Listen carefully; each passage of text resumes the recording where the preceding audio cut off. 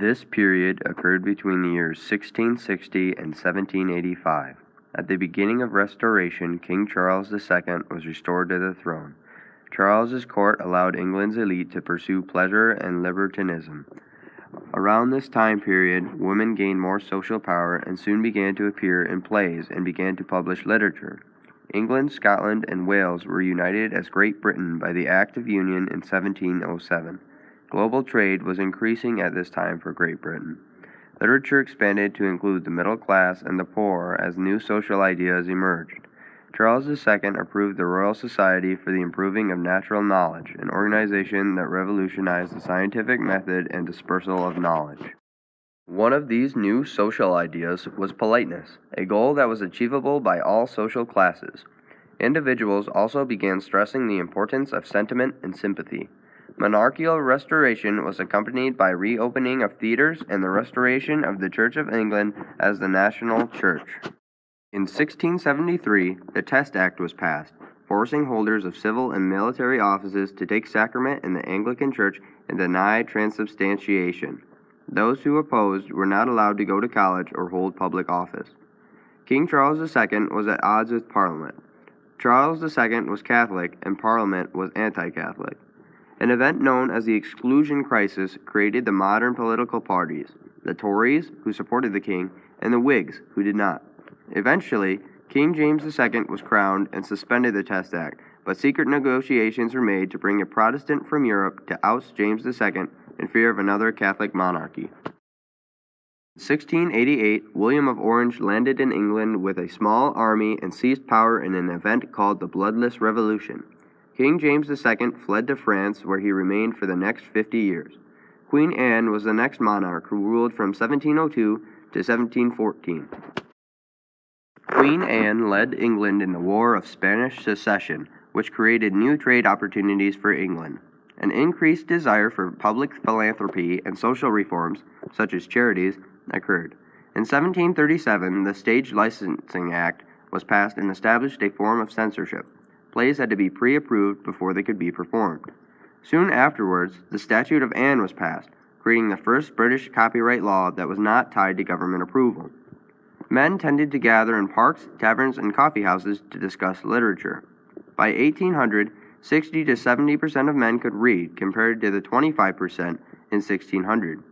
Writers began formulating rules of good writing. For example, capital letters began to be used only at the beginning of sentences and for proper nouns, and language became more descriptive. John Dryden was the most influential author during Restoration. Prose became more like witty conversation, yet literature as a whole still appealed to heroic ideals such as honor and love. During the 18th century, writers began to blend fact with fiction. The novel grew more popular than poetry.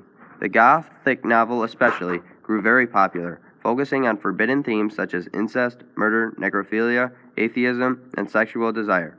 Writers began blaming groups in their works for failing in order to rile up ordinary citizens to take action. Up until this point, literature has constantly called for society to change. Now, it finally has. Women gained more social power and were able to publish literature and act in plays. They could finally express their own thoughts. Individuals truly realized the flaws with society and acted upon them. They created the British Bill of Rights, removed people from government that they thought were unfit, changed the scientific method, literature changed from poetry to the novel, and rules were made to better literature, such as changing the purpose of capital letters. Let's take a look at the description of a new world. In the story, a lady is kidnapped by a group of men. Through a series of events, she ends up in an alternate world and becomes empress of the world. Curious about this alternate world, she questions the living creatures. When she asks the creatures questions, some cannot answer because they have not experienced what the lady asked them about, and therefore, they believe that something is not what it truly is or that it does not exist. This can be seen when the lady questions the fishmen and wormmen. Then she asked both the fishmen and wormmen whether all those creatures that have blood had a circulation of blood in their veins and arteries, but they answered that it was impossible to give her majesty an exact account thereof, by reason the circulation of blood was an interior motion, which their senses, neither of themselves nor by the help of any optic instrument, could perceive.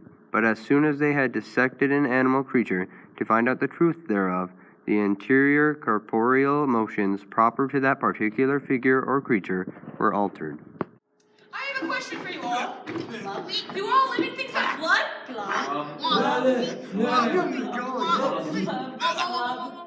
Now let's look at A Modest Proposal by Jonathan Swift. In Swift's proposal, one can see empiricism. For example, Swift's idea seems very out of the box, but at the time, he was simply conducting a solution based off of his observations. He was making the argument that starving orphan children should be sold as food because he observed that the children could not be taken care of and would die anyway. The government did not have the money needed to support them at the time. He also observed people starving and the poor having to beg for money constantly. His plan, although a little irrational, would have fixed all of these problems at the time. Swift took information from an American with experience, as it is shown in the following quote. I have been assured by a very knowing American of my acquaintance in London that a young healthy child well nursed is at a year old a most delicious, nourishing, and wholesome food, whether stewed, roasted, baked, or boiled. I am so hungry, I weep. I can help with you there, sir. Gee willikers, really? Yes. Well, thank you, sir. I'm mighty starving. Baby orphan, get over here.